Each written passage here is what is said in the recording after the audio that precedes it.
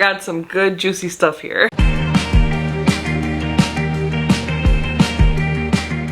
Hi there, crafty friends. Happy Monday. Welcome back to my YouTube page. Today's video is going to be a little different. Number one questions I get asked every single day or every single time that I go live. Annie, what is some advice you could give to somebody who wants to start their own small business? Listen, I could have a conversation with you in person for 4 hours on how to start a small business, but I actually sat down, thought about everything, and I put it down to my top 11. I couldn't do top 10. Number one, don't run, walk. I'm sure you go on other YouTube videos or you see on TikTok, people are rushing you to make your small business or pushing you. I am pro pushing somebody to start, because let's be honest, all of us nowadays, like, we get very nervous and we push it over and we push it farther and we push it farther. A year goes by, 2 years goes by, you never opened up the small business. Now you're regretting it because you had so many good ideas in your head to do it. So in that sense, I will tell you that I do agree with starting. But when I say don't run, walk, I mean once you have made up your mind that you want to be a small business owner, I need you to take a really deep breath in. I need you to get a piece of paper or your iPad if you're more techie, and I want you to write down exactly what you want to do. What ideas are flowing through your head?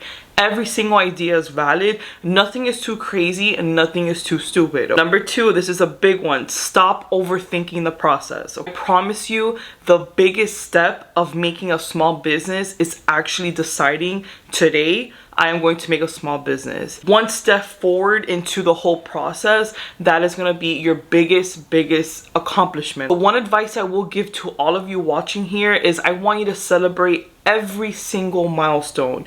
No milestone in your small business journey is too little or shouldn't be celebrated. The day that I opened up my small business, I celebrated with champagne and cake. The day I made my first sale, I celebrated by going out to eat in a restaurant. The day that I reached my first 100 sales on Etsy, I went out with my family, had a great time. Be your own cheerleader. Number three, I need you to purchase your necessities, not just everything that you want. And I know this one's hard to swallow. I personally was not raised by small business owners or business owners in general. I didn't have somebody guiding me and telling me what's the best way to do this or what's the best way to do that. So I really had to learn on my own through trial and error, which is the whole purpose of this YouTube page. I wanted to show you guys everything that I went through so you could kind of like avoid some mistakes. When I first started, all I would see on my algorithm on TikTok and Instagram, beautiful printers, beautiful Mac computers, and I was like, oh my god, I need this to be a successful small business owner. I need the latest of this, the latest of that, the most fanciest technology. No, you do not. Don't go crazy. I know it's super exciting, but just get your necessities, not your wants. Number four, I need you to buy yourself a notebook.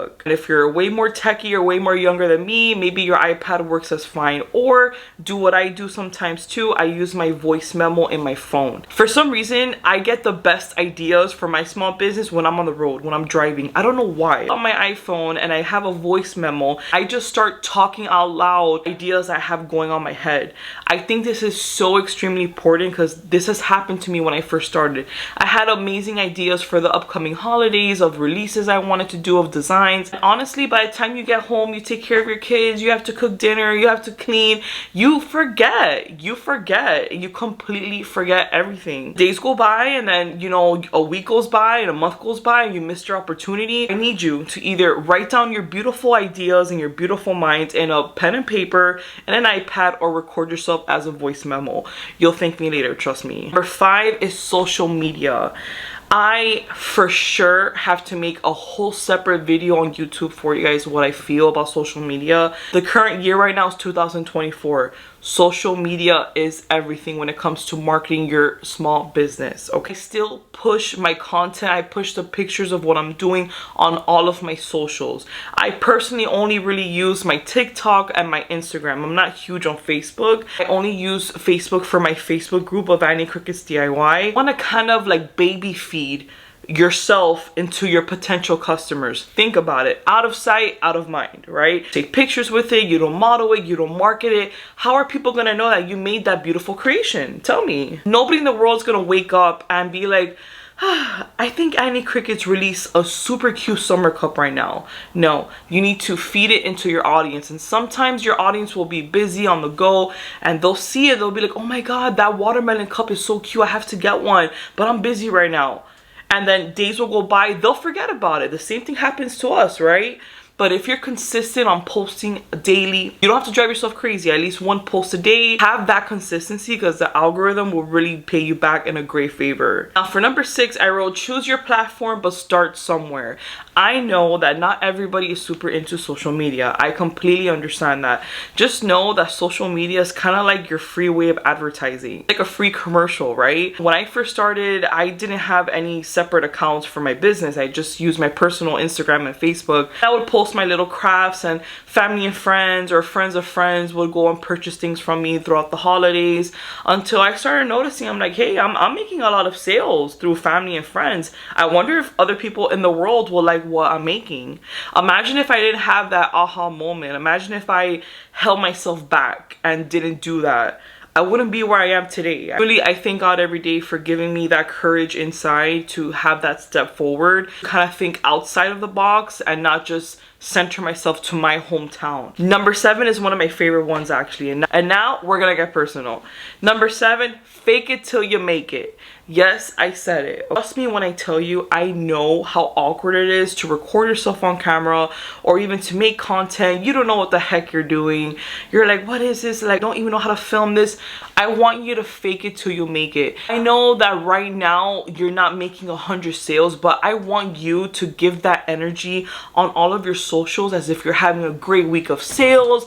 Like you're really doing it, you're killing it, because I promise you the universe works in such a crazy way. Definitely faked it till I made it my first 6 months of my small business. I wasn't getting so many orders, but so consistent on social media. I was always posting. The little orders I was receiving, I was packing them and saying, what a busy Saturday packing orders.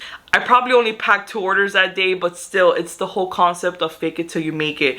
You give out that energy and that confidence to your audience, and now people are not just gonna be like, oh, Annie is selling cups. Okay, now they're gonna be like, oh, Annie's selling cups. She's making orders, packing her orders. Wow, there's people buying. Fake it till you make it, trust me. So for number 8, it's more personal. I want you from the beginning, do not do the mistake that I did.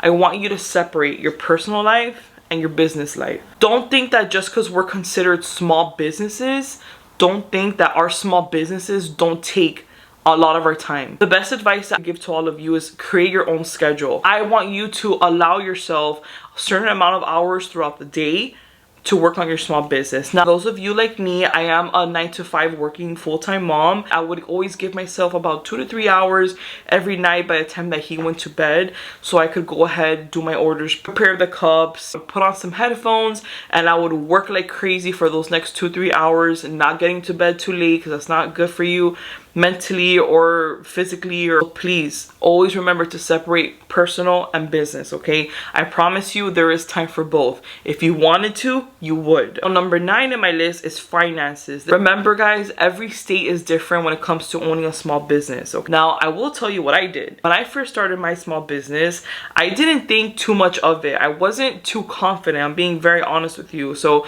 I thought I was only gonna sell little things here and there for family and friends only. I never thought that I would be selling worldwide. In the beginning of my small business journey, I didn't even open up a small business like a LLC or a corporation. I actually didn't open up anything. Do that, you're considered a sole proprietorship, which in reality just means that all the taxes and stuff from your Etsy or from wherever you're selling from, it just has to be reported with your regular income tax that you do every year. It's not like a separate EIN number like when you have an LLC or corporation. I know this sounds like a whole different language, it truly is, but I'll definitely make a way slower paced video on this. But that's what I did for the first, like, I want to say 4 months until my cup went viral. Like, and I knew that was like a red flag for me, because I knew I was gonna have to pay a lot back in taxes. So I knew I needed to have some type of protection, something legally that states that I am a small business owner. So that's exactly what I did.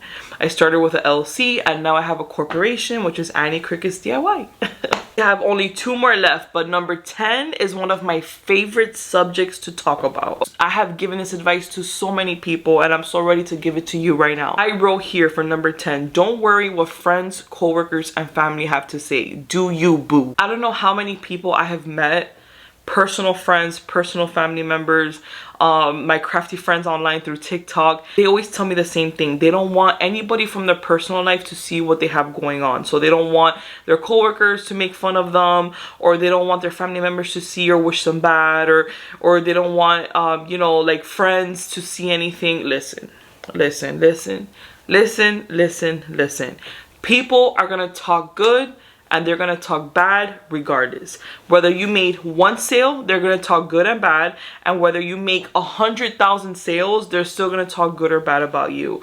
At the end of the day, what matters more? That extra income for yourself and for your family, or the opinions of others that are not paying your bills? Trust me when I tell you, when I first started this journey, I thought I would have like tremendous support, tremendous backup, tremendous recognition from a lot of my other family members, and it just wasn't there. Trust me when I tell you, I have family, I have friends, I have coworkers that probably still to this day, they think that everything I do is a joke. But at the end of the day, they don't pay my bills, so okay. And now when they see all these different changes are happening in my life is when they're sending me texts and writing to me on Instagram, or when they see me in person doing the whole, oh my god, Annie, you're doing so good. Sometimes I do get a little bit salty inside, because the same way that they're giving me all this great energy in person or through a text message, why didn't you give me that same energy when I was trying to build my social media platforms? And why weren't you commenting on every single post that I did? Or why weren't you supporting me, you know? So at the end of the day, I take every compliment and I'm grateful for every single one,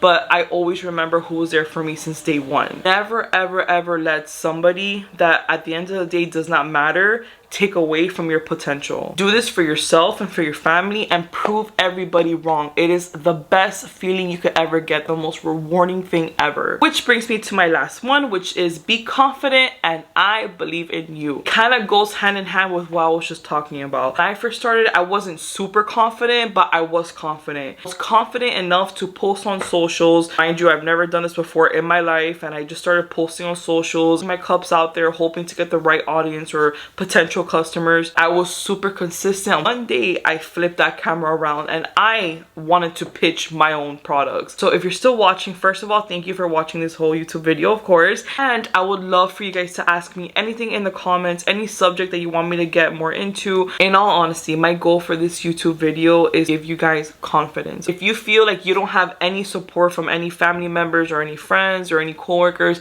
let me be your support system. Start that small business. Stop sleeping on your dreams. You never know what could happen. What do you have to lose? One post away, you're 1 sale away from changing your life. I never thought a glass cup with some permanent vinyl on it would change my life the way it's changed now. I love you guys. Keep pushing. I believe in all of you. Mwah!